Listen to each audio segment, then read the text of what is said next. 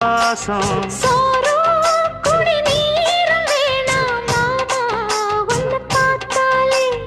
ஆறும் பசியாரும் தானாச மொழி கேட்டாலே ஒன்ன பிரிஞ்சிருக்க தன்னன் தனிச்சிருக்க அம்மம்மாடி அப்பப்பாடி என் மனசு ஒத்துக்காது செந்தூர பாண்டிக்கோரு சோடி கிளி கூட